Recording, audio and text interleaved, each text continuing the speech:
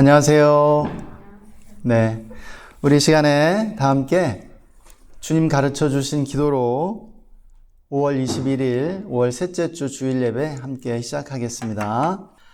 하늘에 계신 우리 아버지여, 이름이 거룩히 여김을 받으시오며 나라가 임하시오며 뜻이 하늘에서 이루어진 것 같이 땅에서도 이루어지이다. 오늘 우리에게 일용할 양식을 주시옵고 우리가 우리에게 죄 지은 자를 사하여 준 것 같이 우리 죄를 사하여 주시옵고 우리를 시험에 들게 하지 마시옵고 다만 악에서 구하시옵소서. 나라와 권세와 영광이 아버지께 영원히 있사옵나이다. 아멘. 잠시 기도하는 시간 갖겠습니다. 우리 함께 기도할 때는 우리의 예배 가운데 주님의 얼굴을 보여주시도록, 또 주님의 영광을 우리에게 임하게 해주시도록 함께 기도했으면 좋겠습니다. 하나님의 영광으로 충만한 예배 드릴 수 있게 해달라고 좀 시간 우리 마음을 올려드리면서 또 회개하고 성령 충만함을 구하면서 함께 기도하시겠습니다.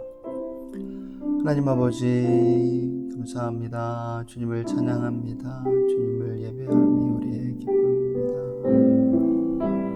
주님을 예배하는 것이 우리의 기쁨을 고백합니다. 이 시간 우리의 죄를 회개하며 주님 앞에 나아갑니다. 우리의 모든 죄악과 허물을 이 시간 다 용서하여 주시고 깨끗이 씻어 주시옵소서.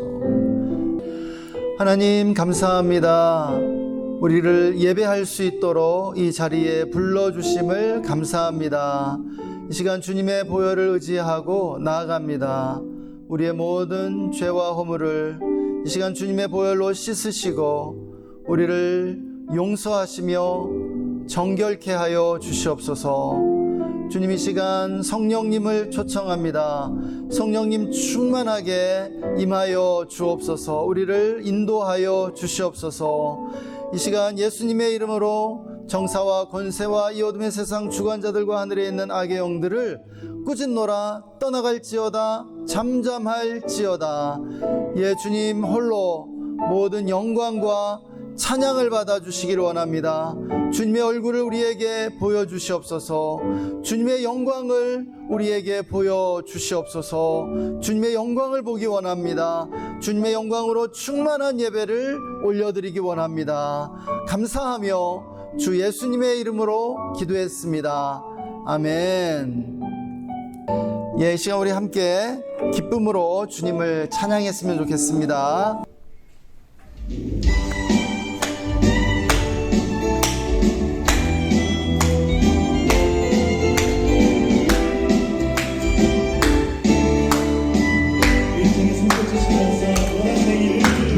보라색 일을 행하시니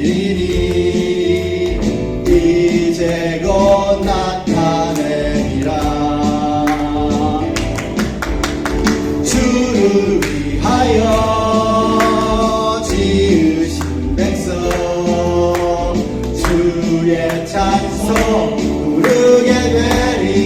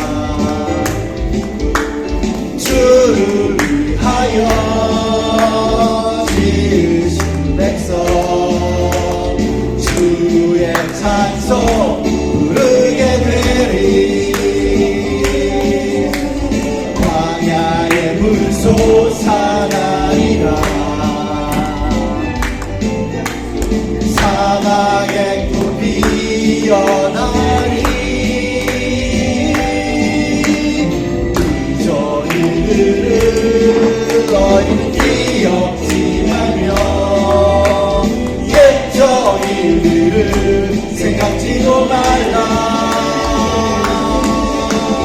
보라색 솟아나리라. 사막에 꽃 피어나리. 저 일들을 너희는 기억지 말며 옛저 일들을 생각지도 말라. 보라새 일을 행하시리니 이제 곧 나타내리라. 주를 위하여 지으신 백성 주의 찬송 부르게 되리. 예수의 얘기 행함은 주의 팔이 나를 안도함이요.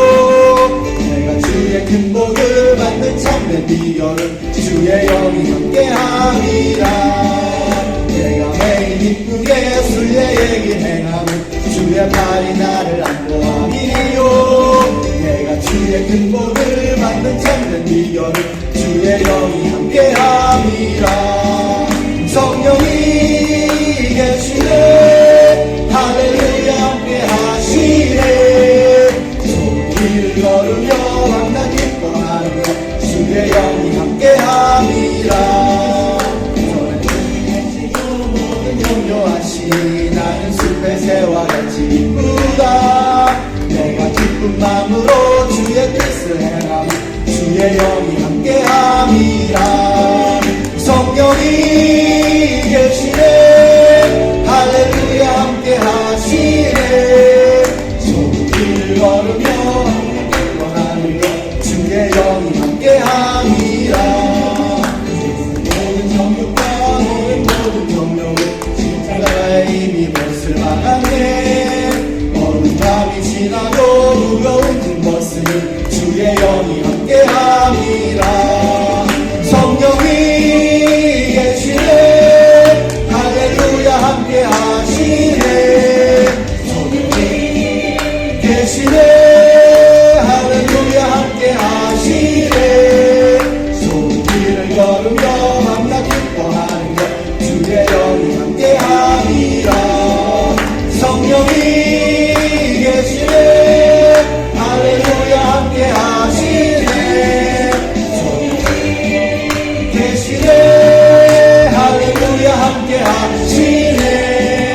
좋은 길을 걸으며 만나 기뻐하는 것 주의 영이 함께함이라. 길을 걸으며 만나 기뻐하는 것 주의 영이 함께함이라. 아멘. 주님의 영이 함께하십니다. 성령이 우리와 함께하십니다.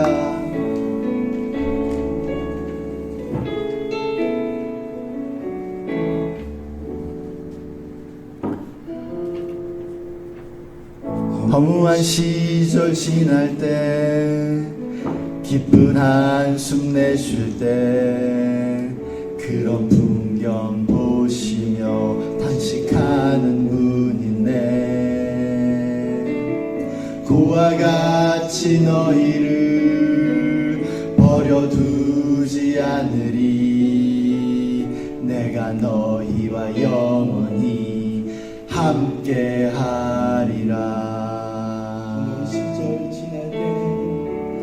허무한 시절 지날 때 기쁜 한숨 내쉴 때 그런 풍경 보시며 탄식하는 분 있네. 고와 같이 너희를 버려두지 않으리. 내가 너희와 영원히 함께하리라.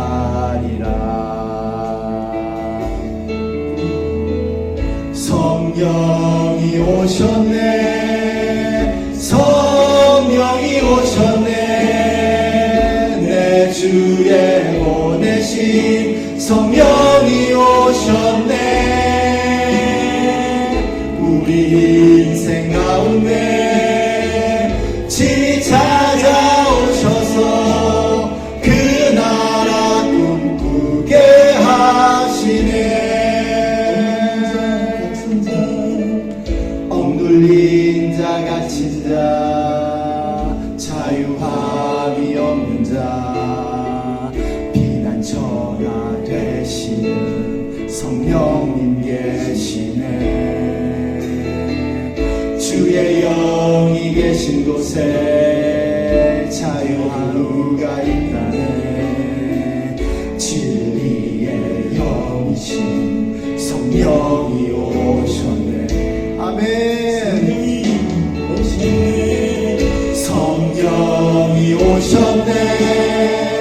성령이 오셨네. 내 주에 보내신 성령이 오셨네. 우리 인생 가운데 친히 찾아오셔서 그 나라 꿈꾸게 하시네. 성령이 오셨네. 성령이 오셨네. 내 주에 보내신 성령이 오셨네. 우리 인생 가운데 친히 찾아오셔서 그 나라 꿈꾸게 하시네.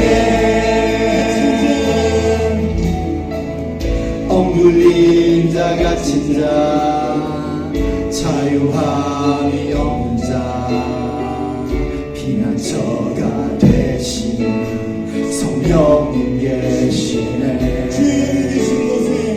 주의 영이 계신 곳에 참 자유가 있다네. 진리의 영이신 성령이 오셨네. 성령이 오셨네. 성령이 오셨네. 내 주에 보내신 성령이 오셨네. 우리 인생 가운데 친히 찾아오셔서 그 나라 꿈꾸게 하시네. 성령이 오셨네. 성령이 오셨네. 내 주에 보내신 성령이 오셨네. 우리 인생 가운데 친히 찾아오셔서 그 나라 꿈꾸게 하시네.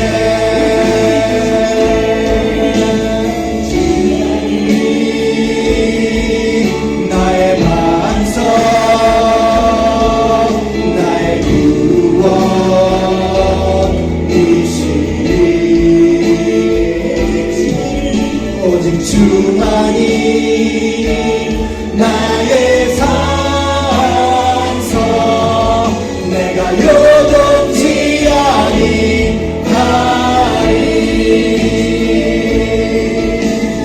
주만이 나의 반석 나의 구원이시리.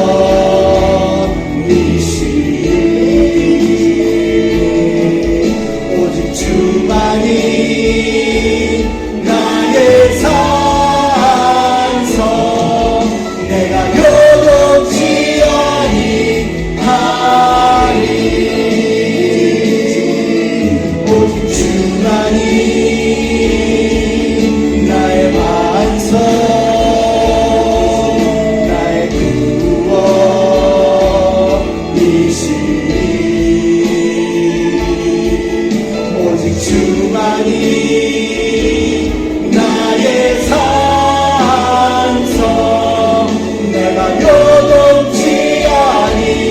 하리. 내가 여동치 아니하리. 내가 여동치 아니하리.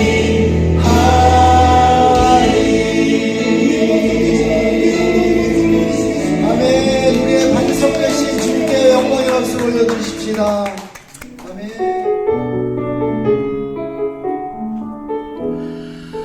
하나님 감사합니다. 주님을 찬양합니다. 우리의 영원한 반석이 되시고 구원이 되시며 산성이 되시는 우리 주 예수 그리스도를 찬양합니다. 우리가 예수 그리스도의 만세 반석 위에 설 때에 우리가 결코 요동치 않게 될 것입니다. 주님을 의지합니다. 주님을 바라봅니다.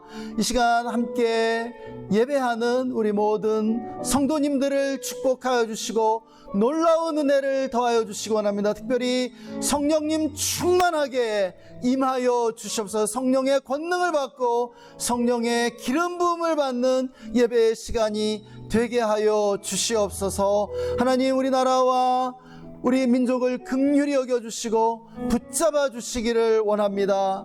축복해 주시기를 원합니다. 남과 북에 평화를 주시고 평화 통일을 이루게 하여 주옵소서. 온 세계에 복음을 전하고 하나님 나라를 확장시켜 나갈 수 있도록 주님 축복하여 주시기를 원합니다. 또한 선교지와 선교사님들을 기억하여 주시고 부흥의 은혜를 주시며 모든 민족들이 주께 나와 예배할 수 있도록 주여 은혜를 내려 주시옵소서. 오늘도 우리 예배를 받아주심을 감사합니다. 이 시간 주님의 음성을 듣기 원합니다. 주님의 말씀을 듣기 원합니다. 주님께서 우리 모두에게 말씀해 주시기를 원합니다. 감사와 찬양을 올려드리며 주 예수님의 이름으로 기도했습니다. 아멘. 특별히 오늘 이렇게 우리 협동 목사님으로 우리가 주의 교회 함께 섬겨주시게 된 우리 이세정 목사님 이렇게 소개해드리고 싶은데요. 목사님 잠시 나오셔서 인사 말씀 잠깐 수원중앙교회 전도사 생활을 한 7년 정도 했습니다. 우리 박노철 목사님은 저의 한세대학교 영산신학대학원 저희 후배입니다. 알고 보니까. 우리 순복음 계통인데 그냥 가까워서 이렇게 교회를 나가면 졸업을 했습니다. 그래서 저는 이제 직접 우리 교구의 목사님은 아니셨는데 제가 이제 새벽기도 이렇게 갈 때마다 자주 이렇게 우리 새벽기도를 주로 맡으셨는지 우리 박 목사님이 많이 설교를 하셨어요. 예, 그래서 그때 말씀이 참 좋았고 그러던 터에 이렇게 또 만나게 됐습니다. 그래서 이제 저는 이제 퇴직을 하고 나니까 우울증이 좀 왔어요. 이제 좀 그런 게 은퇴하면은 우울증이 팍 오더라고요. 뭐 열심히 특히 일을 하는 사람들이 우울증이 많이 와요. 그래서 저는 또 비교적 고위직에 있었기 때문에 뭐 선물 주는 것도 딱 끊기고 이제 뭐 수건 하나 더 사야 돼요. 이런 거구나. 그래서 이제 우울증을 계속 이제 한 7-8년째 알아왔는데 여기를 이렇게 저는 몰랐어요. 이렇게. 사실 우리 교회들이 성장하고 재정이 좀 넉넉해지면 사실 이런 일을 교회가 해야 됩니다. 얼마나 좋아요. 그냥 우리가 빈손으로 들어오면 다 하여금 세팅이 다 있기 때문에 이런 게 참 좋고, 여기 제 사무실도 바로 여기 때문에 주차하는 데도 문제가 없고, 그래서 이제 마음이 여기 오면 제가 편하네요. 만약 가능하다면 제가 이제 가지고 있는 탤런트가 이제 글쓰기하고 그다음에 이제 외국어니까 성경 공부도 좀 시키고 영어 성경 공부도 좀 시키고 이렇게 하면서 제가 탤런트를 좀 나눌까 합니다. 그래서 제가 지금 대한행정사회 연수원 교수도 하고 있으니까 우선 저한테 이제 교육받는 사람들에게 좀 알리고 이렇게 해서 정말 우리가 주는 교회가 좀 부흥하는 교회, 예, 정말 저같이 이렇게 우울증을 앓거나 불안증, 예, 그다음에 고립된 사람들, 고립 청년들, 이런 사람들에게 정말 안내자가 되고 길잡이가 되고 희망을 줄 수 있는 그러한 이제 현지호 사역을 좀 열심히 할까 하고 제가 다시 태어나는 마음으로 할까 합니다. 그리고 저희 아내가 이제 간이식 수술을 받아가지고 제가 사실 살림을 다 도맡아하고 있어요.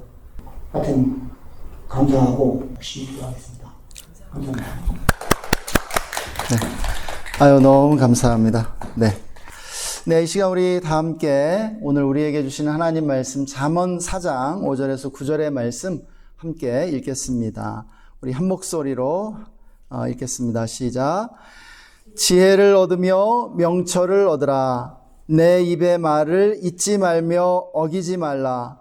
지혜를 버리지 말라. 그가 너를 보호하리라. 그를 사랑하라. 그가 너를 지키리라.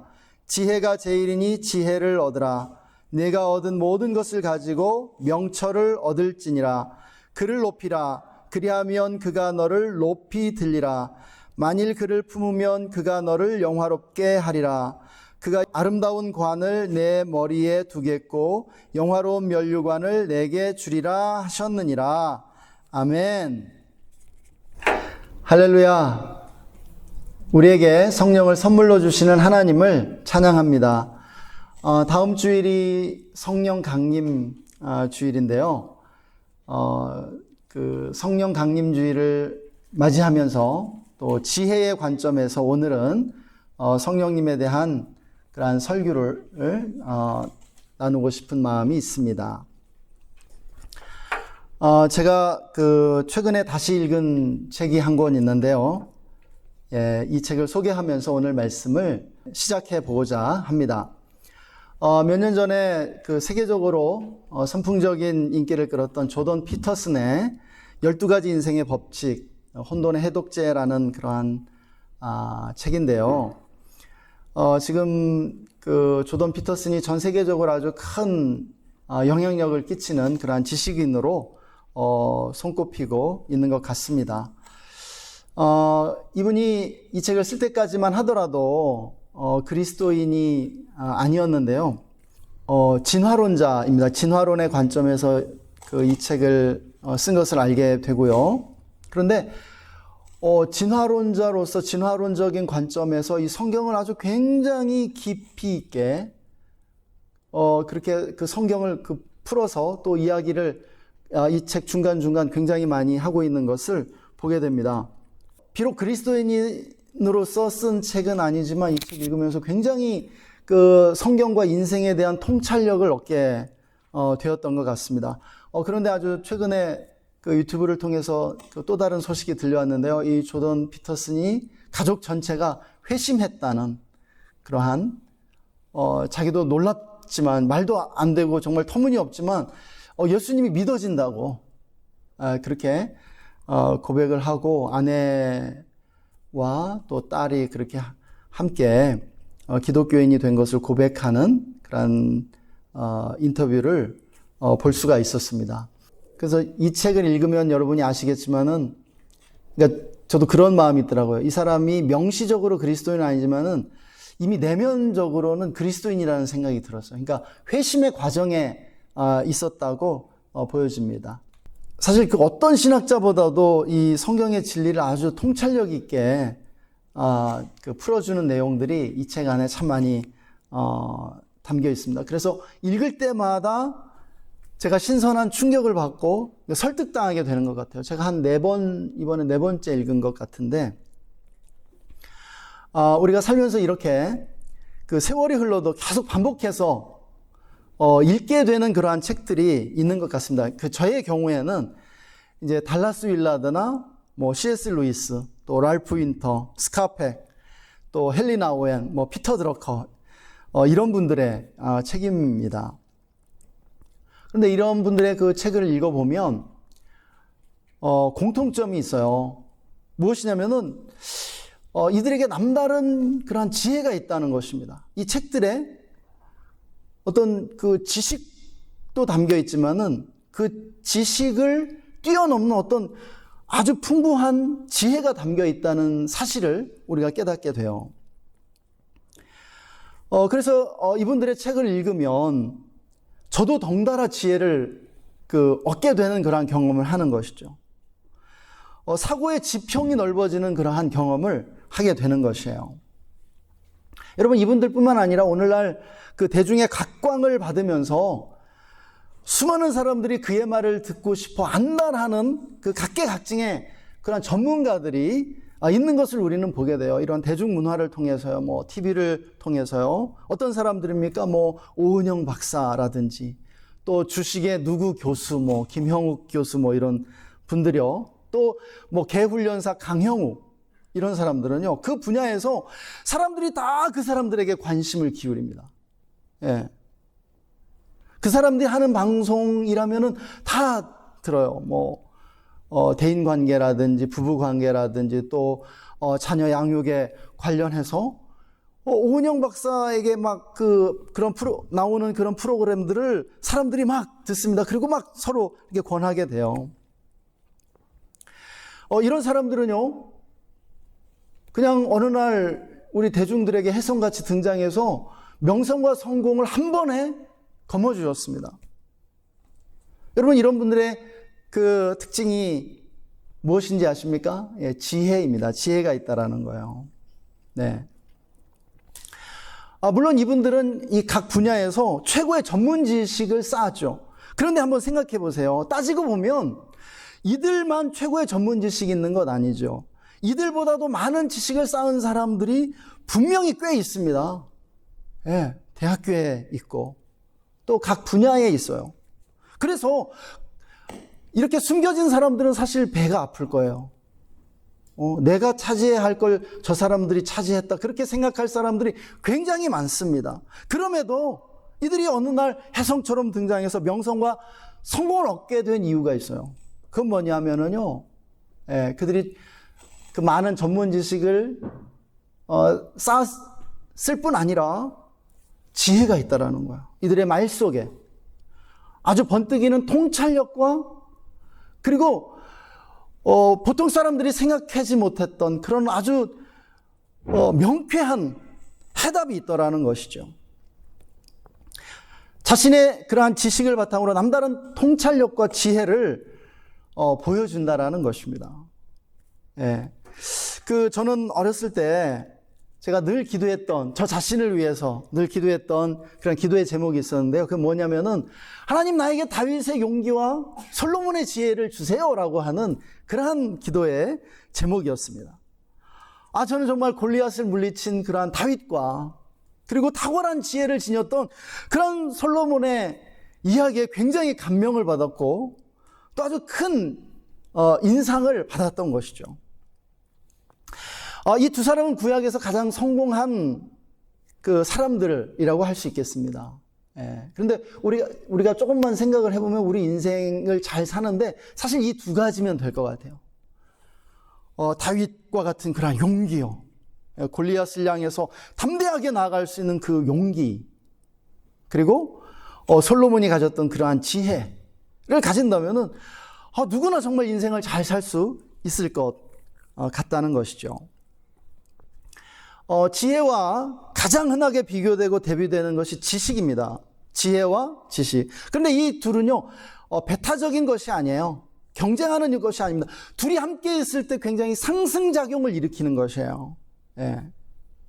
그런데 이 지혜와 지식은 조금 다릅니다. 고대인은 지혜를 추구했고요, 현대인은 지식을 추구하고 있죠. 현대에 들어 지식을 강조한 사람이 피터 드러커라는 사람입니다. 현대 경영학의 아버지라고까지 그렇게 불리는 정말 현인이죠, 현인. 그는요, 근대 이전의 지식과 근대 이후의 지식은 다르다라고 말해요. 근대 이전의 지식은요, 종교적이고 철학적인 지식이었다는 것이죠. 관념적인 지식이었어요. 이 물질적인 그러한 지식이 아니었습니다. 기술을 조금 이렇게 하대하는 그러한 지식이었죠. 인간의 덕성을 함양하는 것을 목적으로 하는 그러한 지식이었습니다.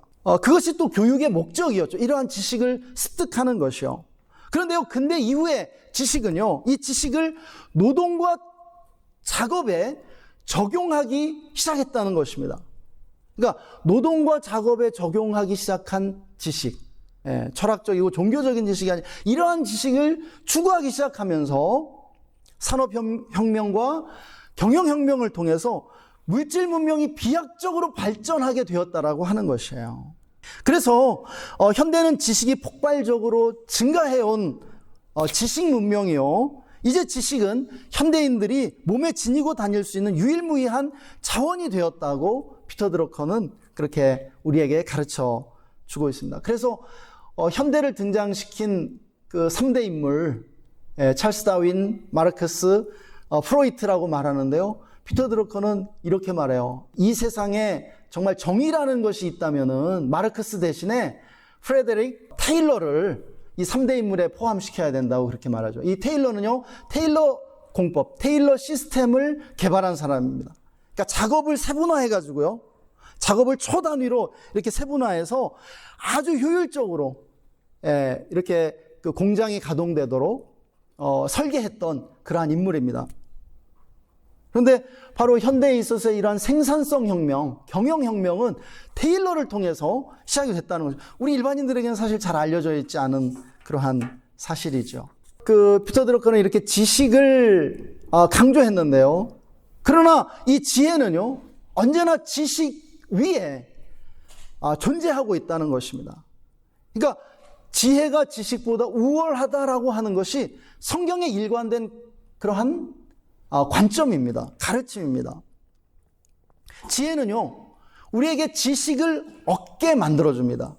지식을 얻는 사람이 누구냐? 지혜로운 사람이라는 것이에요. 그리고 그 지식을 기반으로 해서 지식을 적절하게 활용할 수 있는 힘이 어디에 있느냐? 지혜에 있다라는 거예요. 우리가 아는 것처럼 중세 사회를 해체하고 근대 사회로 이행시킨 3가지 발명품이 있었죠. 인쇄술, 화약, 나침반입니다. 그런데 이 3가지 발명품이 어디서 발명된지 아시죠? 고대 중국에서 발명되었습니다. 이 서구 문명이 이 3가지 발명품을 활용하기 500년에서 1000년 이전에 이것이 중국에서 발명이 된 것입니다. 화약은 송나라 때 발명이 되었고요. 인쇄술은 이제 그 한나라 때 발명이 된 것이죠. 그런데 이 고대 중국에서 이 3가지 발명품이 발명되었지만 이것을 가지고 문명의 발전, 사회 전체의 그런 어떤 혁신을 이룬 것은 서구 문명이라는 것입니다. 여러분, 산업혁명이 일어나기 1000년 전에 중국에 이미 산업혁명 시대에나 있을 법한 그런 거대한 제철소가 중국에 있었습니다. 그런데 왜 중국에서는 이런 놀라운 발명품을 가지고도 문명의 혁신이 일어나지 않았을까요? 문제는 지식이 아니라 그 지식을 활용하는 지혜라는 사실입니다. 오늘날 1980년에서 2010년대 초반까지 태어난 세대를 MZ세대라고 그렇게 부르고 있죠. 이 MZ세대는요, 역사상 그 어떤 세대보다도 지식의 세례를 받은 그러한 세대입니다. 세대를 보면, 이 MZ세대를 보면 얼마나 부러운지 모르겠어요. 그들이 가진 그러한 기회들, 그들이 받은 그러한 놀라운 교육과 문명의 혜택들이요, 우리가 누려보지 못한 것이, 내가 그런 걸 누렸다면 내가 어떻게 됐을까, 그런 상상을 해보게 돼요. 그런데 MZ세대를 만나보면은요, 굉장히 혼란스러워합니다. 그리고 자신들을 굉장히 불행한 세대, 불우한 세대로 그렇게 규정하는 것을 보게 돼요. 너무 깜짝 놀라게 되죠. 또 어떤 세대보다도 방황하고 힘들어하는 것을 보게 됩니다. 여러분, 왜 그렇습니까? 지식이 부족해서가 아니에요. 지식은 많지만, 지식은 풍요롭지만 과거 세대의 지혜를 잃어버린 것이죠. 그리고 이 시대에 필요한 지혜가 부족하다라는 것이에요. 문제는 지식이 아니라 지혜입니다. 지식보다 지혜가 현저한 차이를 만들어낸다라는 사실입니다. 생각해 보세요.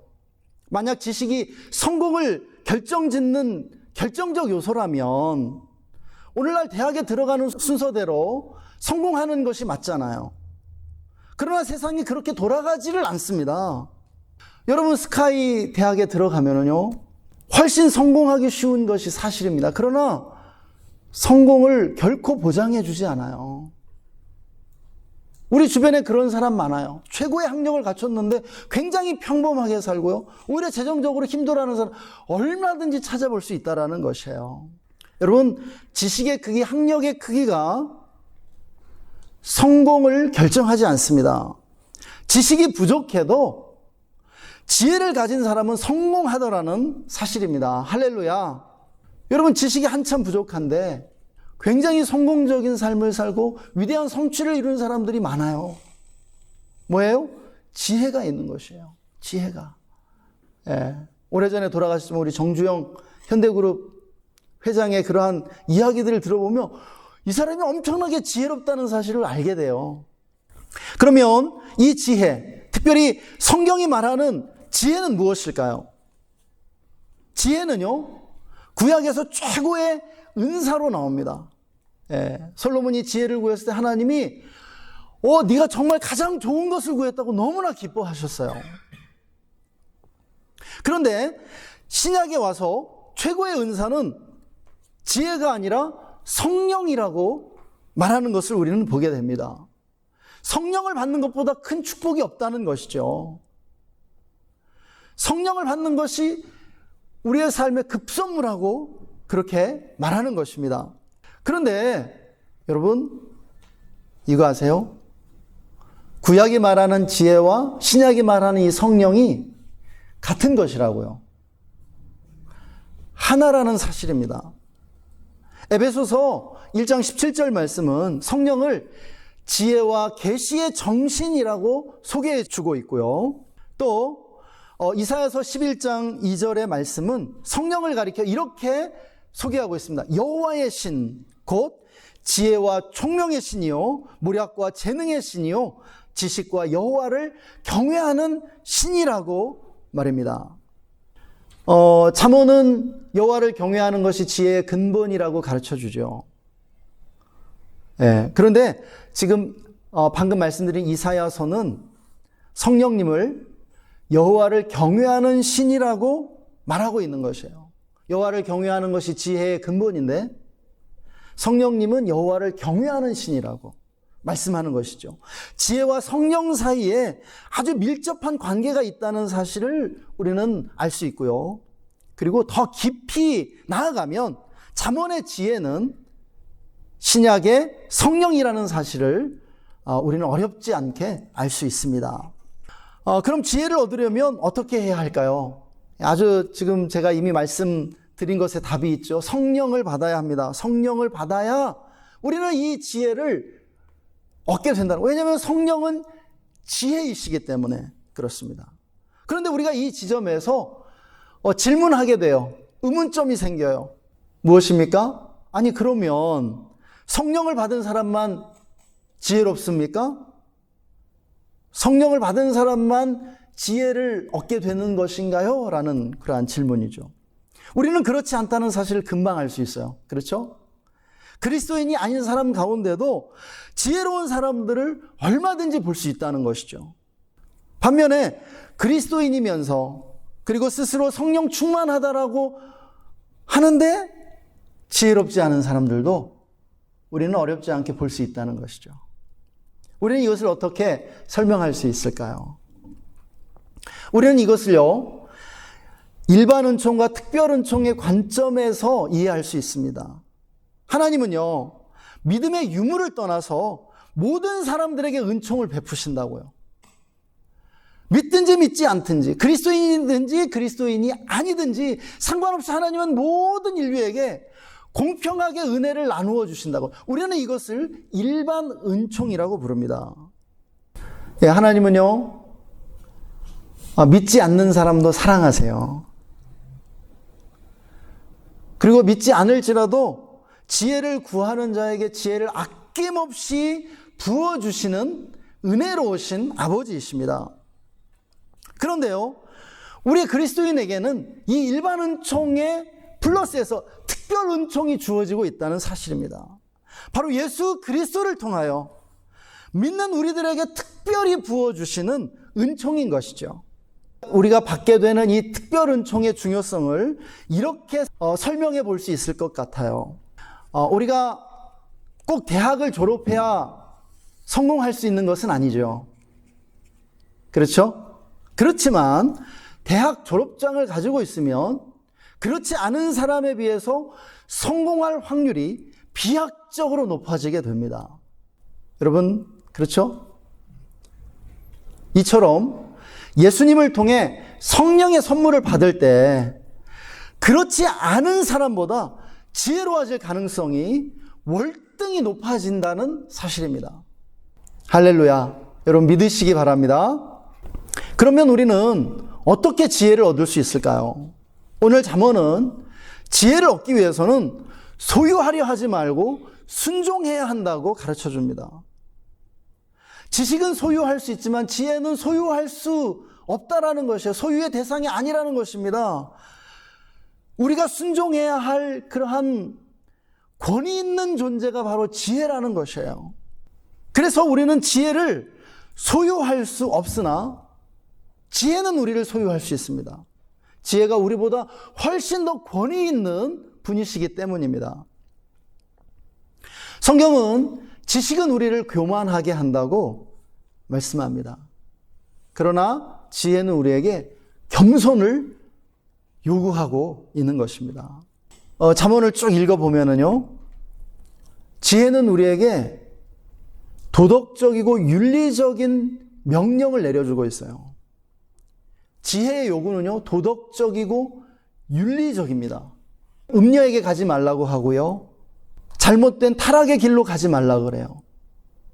악을 행하지 말라고 말합니다. 여러분, 도덕과 윤리가 무엇입니까? 도덕과 윤리는요, 다른 사람에게 피해를 주거나 해를 끼치지 않기 위해 만들어진 것입니다. 세상에 유익을 주고 세상을 밝고 환하게 만들어주는 것이 도덕과 윤리예요. 이 도덕과 윤리를 저버릴 때 인간은 세상을 불행에 빠뜨리게 되고요, 수많은 피해자들을 만들게 됩니다. 그런데 다른 사람에게만 피해 주는 것 아니에요. 사실은 자기 자신을 해치는 것입니다. 그러므로 도덕적이고 윤리적인 명령을 내리는 지혜에 순종할 때 지혜로운 사람이 된다는 거예요. 지혜는요, 도덕적이고 윤리적입니다. 어리석음은요, 비도덕적이고 비윤리적이라는 것이에요. 그러한 것을 숱하게 관찰할 수 있어요. 여러분, 최근에 아주 논란이 된 국회의원 한 분 계시지 않습니까? 신고한 재산보다 엄청난 액수의 그러한 재산을 코인에 투자한 그러한 분이죠. 여러분, 젊은 나이에 국회의원이 될 정도로 이분이 굉장히 탁월한 그러한 지성을 소유했고 또 영특하고 젊어서부터 투자에 귀재였지만 그러나 지혜는 없다는 사실이 드러나고 말았죠. 비단 이 사람뿐 아닙니다. 굉장히 똑똑하고 말을 잘해서 빠르게 성공한 그러한 사람들, 또 정치인들이요, 그냥 하루아침에 이슬처럼 그렇게 금방 사라지는 현상을 우리는 주변에서 이렇게 끝없이 보게 됩니다. 왜 그래요? 비도덕적이고 비윤리적이기 때문이라는 것이죠. 도덕과 윤리를 저버리는 것이 지혜가 아니라는 것입니다. 그래서요, 지혜는요, 우리에게 이렇게 윤리적이고 도덕적인 명령을 내려줍니다. 그리고 그것에 순종할 때 지혜롭게 된다는 것이에요. 그것이 지혜라는 것이에요. 지혜는요, 지혜의 요구에 순종하는 자에게 주어지고요, 겸손한 사람에게 임합니다. 예수님께 여러분 순종하려고 하면 할수록 성령 충만하게 될 거예요. 이건 분명한 사실입니다. 하나님 말씀에 순종하려고 하면 할수록 성령 충만해지게 됨을 믿으시기 바랍니다. 그리고 지혜롭게 되는 거예요. 인생의 본질을 깨우치게 되고요, 삶의 참된 의미를 발견하게 되는 것입니다. 사랑하는 여러분, 지혜는 샘물과 같습니다. 퍼낼수록 솟아나게 되고요, 그 물이 맑아지게 돼요. 지혜는 샘물과 같습니다. 여러분, 비우지 않으면 채워지지 않아요. 여러분, 우리의 마음을 비울 때 성령이 솟아나게 됩니다. 여러분, 우리의 마음은요, 진공 상태를 싫어해요. 그런데요, 그 마음을 비우잖아요. 막 비워내잖아요. 그러면은 샘물이 막 그 벽에서 막 그 아래에서 막 솟구치는 것처럼요, 성령이 막 우리 마음을 채우게 돼요. 마음의 교만과 욕심을 내려놓고 비울 때, 또 우리가 알고 있다는 그러한 생각을 내려놓고 잠잠히 하나님의 음성을 기울일 때요, 음성에 그 귀 기울일 때요, 침묵 가운데 하나님을 기다릴 때요, 하나님의 음성이 생각의 형태로 우리에게 찾아옵니다. 깨달음을 주시는 것이에요. 영감을 주시는 것이에요. 여러분, 어려운 건 아니에요. 여러분도 이미 지금 경험하고 있는 것들입니다. 하나님은 그렇게 역사하세요.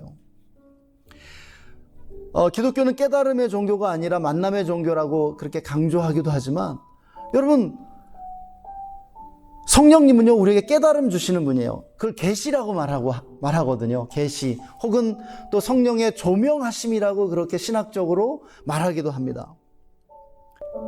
그래서 이 묵상의 시간, 기도의 시간이 얼마나 중요한지 모릅니다. 지혜를 얻는 시간이기 때문이죠. 우리는요, 기도의 시간에 회개함으로 우리의 마음을 비우게 되죠. 그래서 회개할수록 성령 충만해지게 되는 것을 경험하게 됩니다. 이 부흥의 역사를 보면 언제 부흥이 임하냐면 사람들이 막 회개하는데 성령이 강림하면서, 성령이 충만하게 임하면서 놀랍게 그렇게 부흥이 임하는 것을 보게 된다라는 것입니다. 또 묵상의 시간에 나의 생각을 내려놓고 하나님의 음성에 귀 기울이면요, 성령님이 어떤 아이디어, 생각을 주십니다. 영감을 주시고 계시를 주시는 것이죠. 이제 말씀을 마치고자 합니다. 여러분, 인생을 충만하게 살아야 합니다. 그런데 인생을 충만하게 산다는 것은요, 인생을 가장 의미 있고 가치 있게 산다라는 것이에요. 정말 후회 없는 인생을 산다는 것이죠. 여러분, 우리가 정말 후회 없는 인생을 살아야 할 줄 믿습니다. 그런데 어떻게 이렇게 인생을 충만하게 살 수 있을까요? 그 유일한 길은 지혜롭게 사는 것이죠. 우리에게 필요한 것은 지혜라는 사실입니다. 한번 생각해 보세요. 여러분 인생의 가장 뼈 때리는 순간, 후회되는 순간 언제입니까? 저에게도 그런 흑역사가 있습니다. 정말 뼈 아프게 후회되는 순간인데 언제였을까요? 어리석은 말과 행동으로 다른 사람들을 상처 주었을 때, 어리석은 선택과 결정으로 저 자신을 해쳤을 때, 그리고 다른 사람 인생에 해를 끼쳤을 때죠. 지혜와 함께 하지 않았을 때입니다. 어리석어졌을 때예요. 요즘 세상에 왜 이렇게 자기 혐오와 폭력과 자살, 무기력함이 이렇게 넘쳐나는지 아십니까? 지혜가 없기 때문입니다. 어리석음 때문입니다. 어리석음이 무엇입니까? 어리석음은 악한 것입니다. 어리석음과 악은요, 같은 것이에요. 어리석음은 미성숙한 것이고요, 이기적이고 자기중심적인 것이죠. 반면에 지혜는 선과 악을 분별하고 악을 물리치는 영적인 힘입니다. 영적인 힘이에요. 인격적인 힘입니다. 지혜는 고난을 인내하는 것이고 문제를 해결하기 위해 깊이 심사숙고하는 것이에요. 성경을 읽고 세상에 일어나는 일들을 관찰해 보십시오. 사람들은 지혜가 없으므로 망하고 있고 인생을 망치고 있는 것입니다. 그러므로 다른 무엇보다 지혜를 얻어야 합니다. 성령의 충만함을 구하고 순간순간 우리에게 지혜를 주시도록 간구해야 하는 것이죠. 그런데 이 지혜의 영이신 성령님 어떤 분인지 아세요? 아주 수줍음 많고 내성적이며 섬세한 친구입니다. 우리는 아주 수줍음 많고 내성적이며 섬세한 친구로 이 성령님을 대해야 해요. 이런 친구는요, 조금만 함부로 해도, 조금만 터프하게 대해도 숨어버립니다. 우리는 이 지혜의 성령님을 아주 조심스럽게 대하고 매사에 존중하지 않으면 안 됩니다. 그럴 때에만 이 수줍음 많은 이 내성적인 친구가 모습을 드러내면서 아주 수줍게 속삭이고 손짓하는 것을 보게 될 것이기 때문입니다. 이 시간 우리 함께 오늘 말씀 적용하면서 잠시 기도하겠습니다. 우리에게 지혜와 지식을 주시는 하나님을 찬양합니다. 성령님을 초청하고 환영합니다. 모셔드립니다. 의지합니다. 지혜와 지식의 영으로 우리에게 충만하게 임하여 주옵소서. 우리는 지혜가 부족합니다. 지혜를 더해 주십시오. 지혜로 승리케 해 주십시오. 오 주님, 우리에게 다윗의 용기와 솔로몬의 지혜를 주시기를 원합니다. 감사합니다. 오늘도 함께 해주신 주님께 모든 영광 올려드리며 주 예수님의 이름으로 기도했습니다. 지금은 우리에게 성령을 물붓듯 부어주시는 우리 구주 예수 그리스도의 놀라우신 은혜와 성령의 선물을 우리에게 주셔서 우리를 우리의 스승보다 지혜롭게 하시는 하나님 아버지의 영원하신 사랑하심과 지혜와 지식의 영으로 우리 가운데 찾아오시고 우리가 우리 자신을 내어놓고 또 순종하고자 할 때 우리의 삶 속에 샘물처럼 솟아나셔서 우리를 충만하게 채워주시는 성령 하나님의 내주 충만 교통 기름 부으심이 오늘 말씀을 듣고 성령을 구하며 하나님의 지혜를 따라 살기로 다짐하는 우리 모든 성도님들과 그 가정과 직장과 삶의 현장 위에 그리고 우리가 주의 교회 우리나라 대한민국에 지금으로부터 영원토록 함께 계시기를 간절히 축원하옵나이다. 아멘.